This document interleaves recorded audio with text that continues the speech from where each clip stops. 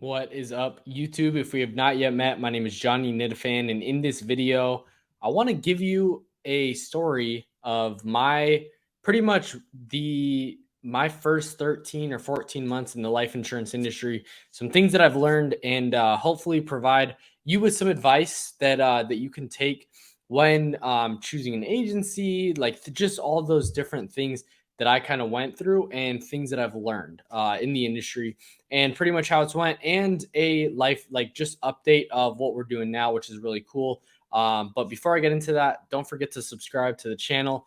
Tons of life insurance sales training coming soon.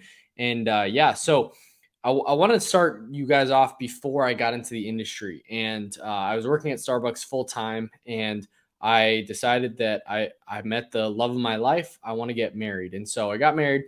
And a little bit before me getting married, I actually my father-in-law was in the business. He had a nice exit out of the business, and he sold it, was able to sell his health insurance. Like he sells business to business, like employee benefits. And so he grew a nice book over 30 years, was able to exit, and still in the industry to this day, which is great. And so he actually introduced me to one of his like preferred vendors, I guess.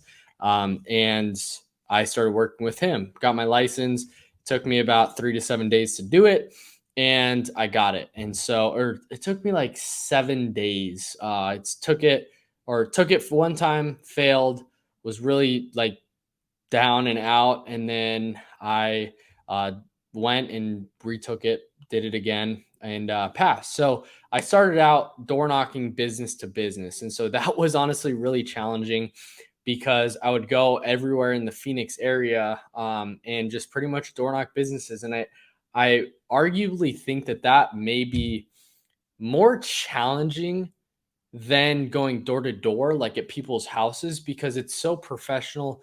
You're trying to like get people who are in high level places and get it to CEOs, get to the business owner, person who runs the business. And like walking in, you might have to walk to like find the person at the front. Then you have to get past the gatekeeper. Then you have to try to be able to get into a meeting with the business owner, the HR, whatever. And so it's like very professional. And so that was honestly pretty challenging, but it taught me a lot of just doing the work, going out and not door knocking business to business. And that was great. Like it taught me a ton. It really showed me that there's a real opportunity to make six figures in my 20s. And so that was my first eye opening moment of, oh wow, there's so much things I could learn in this industry. There's so much I could do in this industry.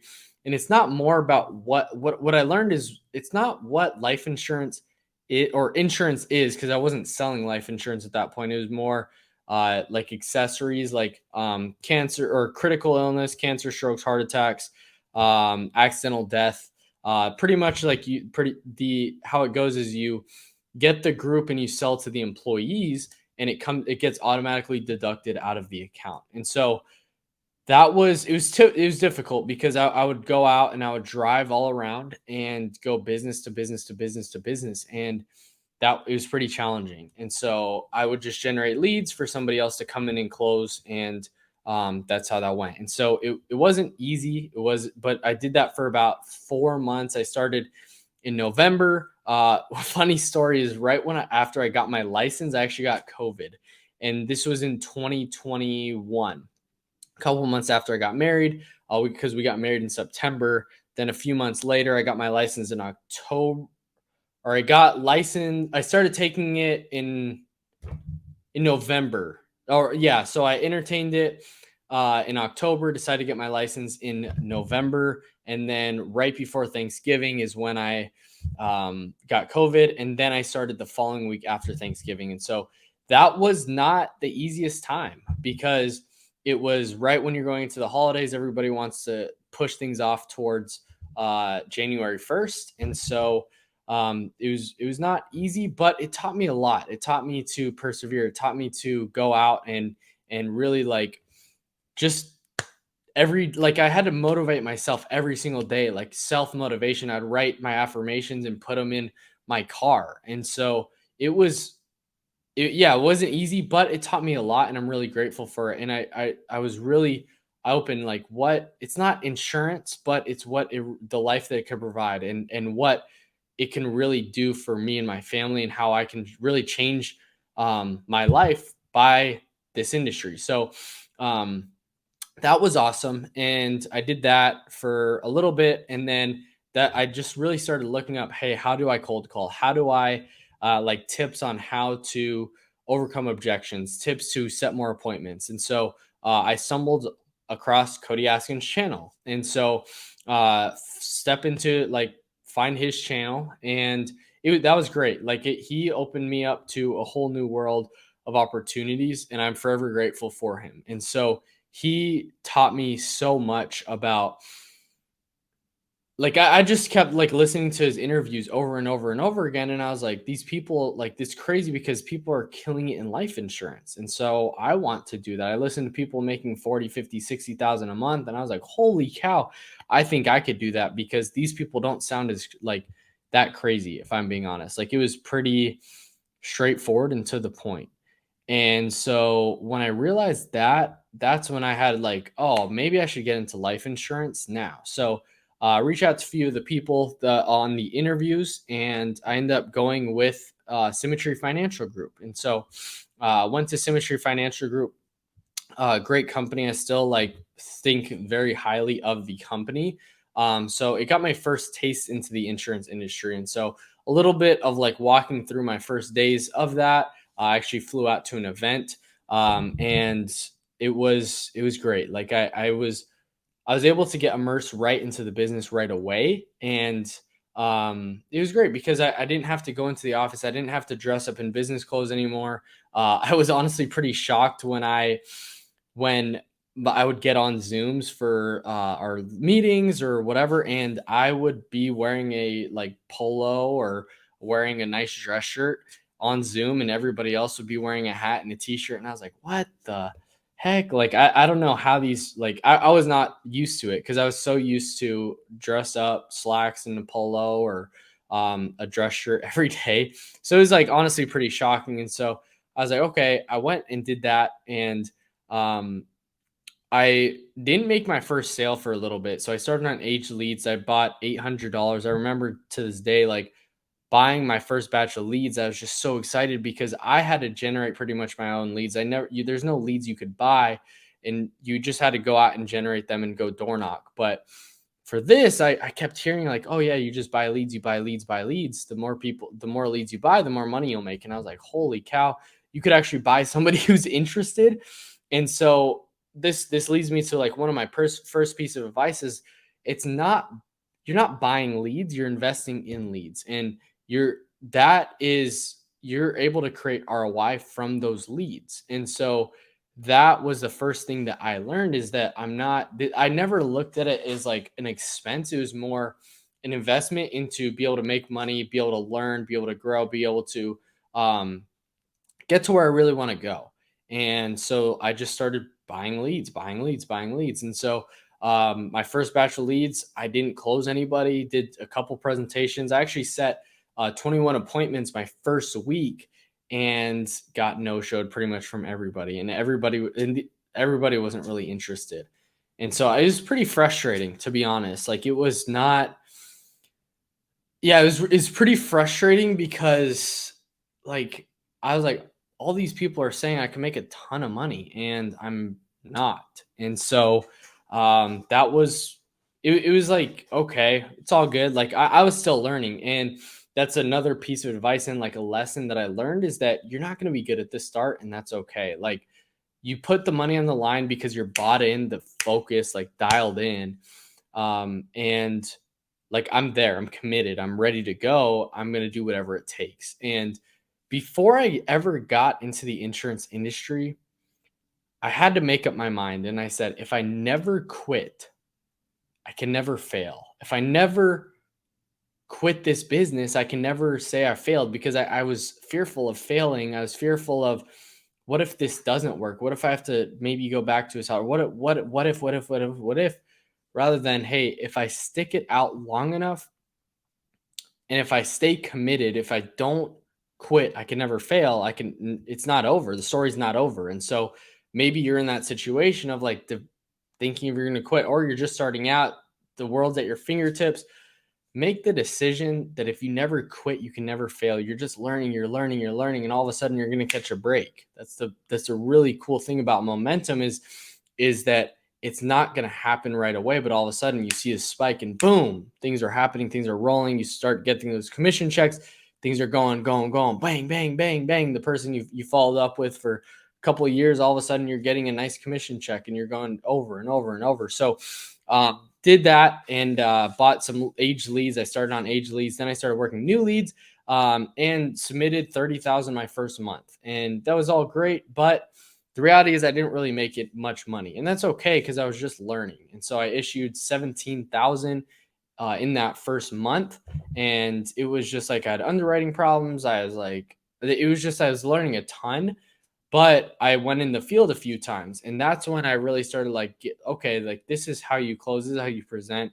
And looking back at it, like I honestly don't think it was that great, but it's just doing the numbers, putting in the work, and if you see enough people, you're gonna make some sales.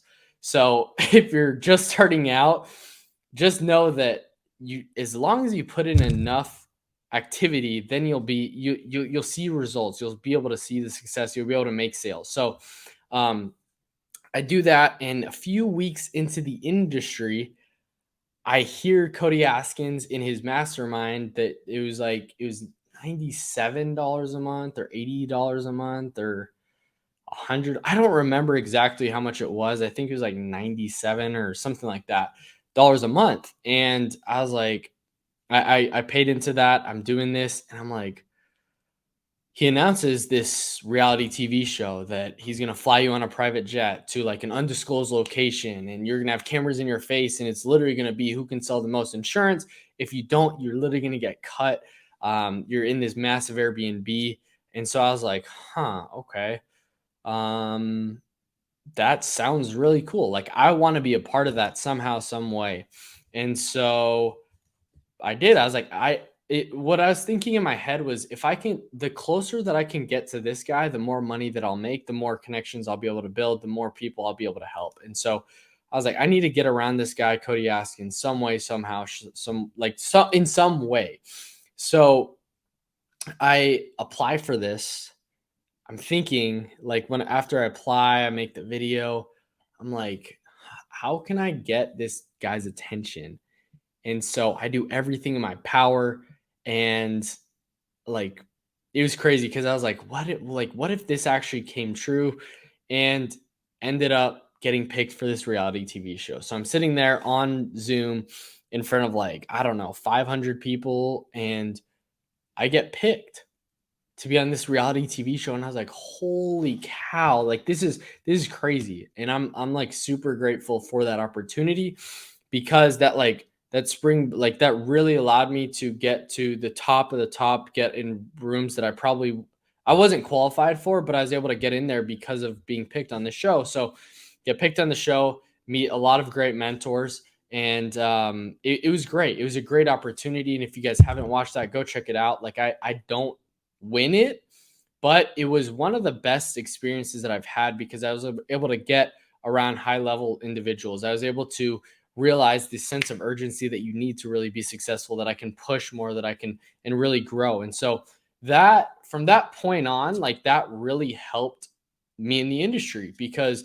it helped me it it helped me get around people who are really good people, and for people who are like succeeding in the industry, and like being able to like reach out to people and talk with people, and people like me going to events and people knowing who I am. And I was like, what? And they're like, yeah, I watched that show. And I was like, whoa, that's crazy. So from that point on, like it really, like I would go to events and I'd be able to talk with people who already knew who I was. And so, which was really cool. And so I remember, in that time, I ended up, leaving, Symmetry, and I, went to a different company called Impact Legacy Group.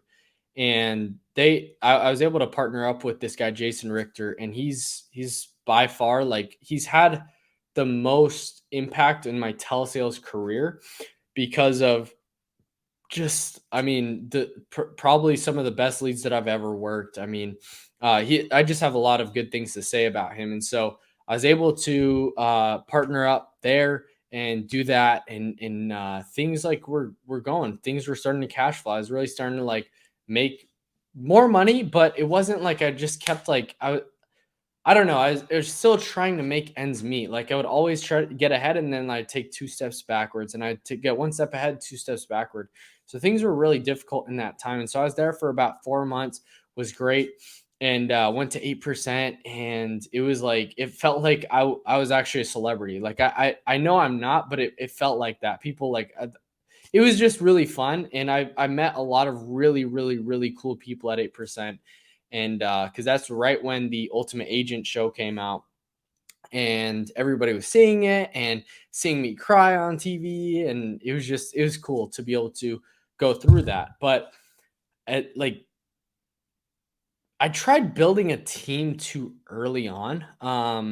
In that time, like I would focus on like building the team and stop my personal production. Try to build a team, stop my personal. It's like, no, that's not how it goes. You need to continue your personal production. And that leads me to my next point. Like when you're just starting out, like I think you can build a team, especially if you do have a solid mentor.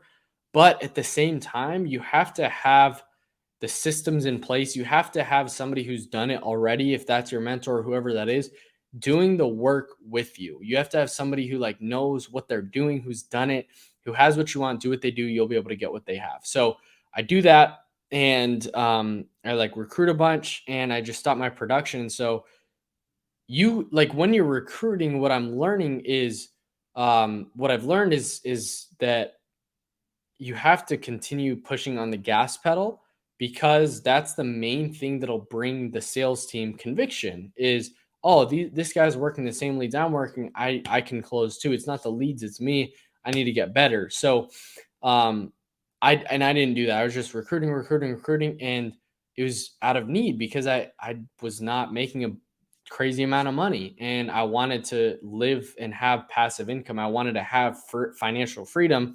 But the reality is, like, I needed them when really the people who make it don't need the other person. Like that's the highest form of leverage in what I've learned. So I go in, I'm there, I'm learning so much about telesales, how to do it. I'm just doing mortgage protection telesales. I'm getting a person to send me live transfers. It's great. Things are great, and things were good. And so um, I ended up getting I ended up going back to Symmetry, long story short. And so I left there, went back to Symmetry, and my second round of Symmetry was better than the first. I can say that. Like I'm really grateful for both opportunities. Like honestly, like this is just to share my story, and I'm really grateful for what Symmetry was able to provide.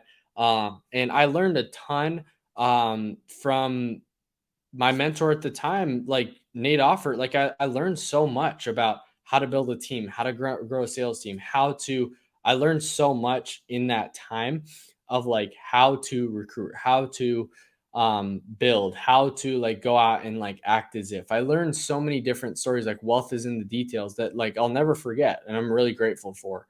And so I learned all these things, meet a lot of cool people, and I will go to Symmetry the second time. I make more money than I did before, but still like really wasn't like pushing it over the edge. And so that was like it was frustrating to me because I was like, I don't think it's the system, but it's more like I'm just not in the place to be able to make money at this point. Like I don't know what's going on. I don't know. Like I want to build a team, but at the same time, I'm like I'm focusing more on that than like my production. Still not making a ton of money, and I I just was like, hey, like after a few months, I was just like, I can't do this anymore. Like I know this industry. I know I can make money in this industry, but I haven't really been able to see the profits that I want. So 9 months goes by. In those times, I'm at Symmetry twice, I'm at Impact once, and I'm like, dude, I need to get rid.